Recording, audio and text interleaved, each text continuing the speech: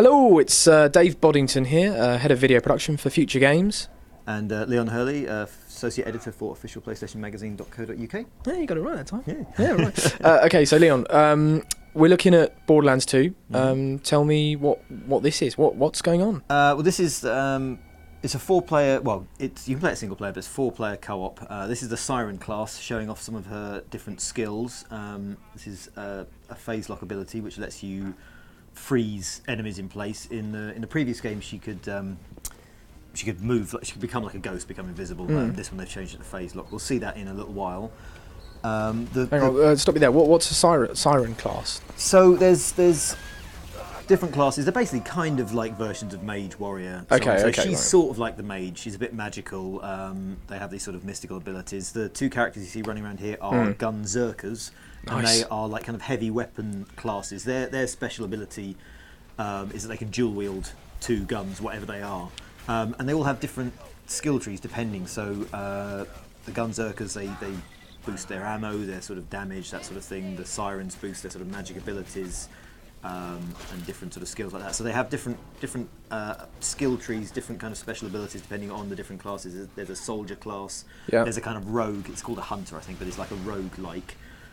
Here's this is something podding. We just saw that orange. Oh yeah. It's the first time I've seen this. So the enemies now in Borderlands can pod, which essentially they go into a pod and then they sort of gestate and come out as a more powerful enemy. So we saw him there blowing up the pod, stopping it, but if you don't, they get bigger and bigger and bigger, and ultimately reach the badass stage, which is like the strongest level of thing.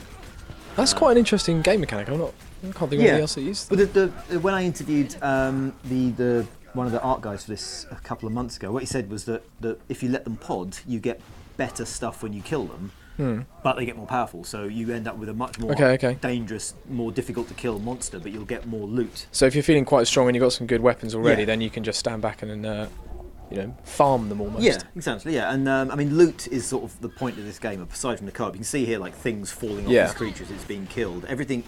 Almost everything you do drops money, drops guns, drops ammo, and it's got that kind of Diablo, dungeon trawler kind of feel where you're just hoovering up all these little glowing items and fighting over guns, because everything, all these different guns are randomly spawned. There's supposed to be over like 1 billion.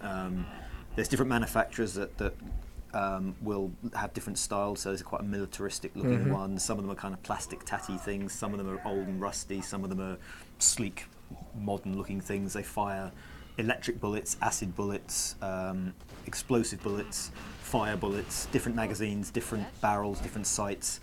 So hoovering up all these different guns that you find is part of the fun. You'll see later on as the character swaps around, you'll see all these different kind of weapons. That was phase lock. We saw that little bubble there. So that's the Siren's ability to freeze enemies.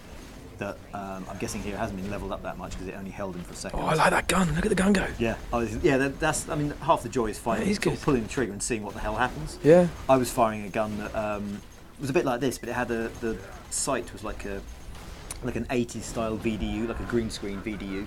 That was just brilliant to look through. Here we've got a sniper rifle. All right. So how does this compare to Borderlands 1? Because obviously a lot of people out there will have played that. It's similar. I think what it's done is it's improved and refined rather than drastically kind of changed a great deal. There's new classes, there's new guns, so there is a lot of new stuff, but the actual experience is a sort of a much more sort of improved version of the original. So at its best, it's 4 of you running around, basically dungeon trawling, but against monsters. There's a story again. You're fighting against a corporation. There's a main plot. There's side quests, but it's sort of a continuation, really, of what went before. And the first game, despite everyone sort of really liking it and getting lots of good reviews, I don't think it was a bit of a sleeper hit. It kind of picked up momentum over the sort of months after it was released. So I think this really, for most people, will be Borderlands 1. Okay, and when can people actually buy it? I don't know. Oh, Leon. I'm sorry, I can't remember what the release date is off the top of my head. All right, well, we'll put it in the text below. Have a look. Yeah.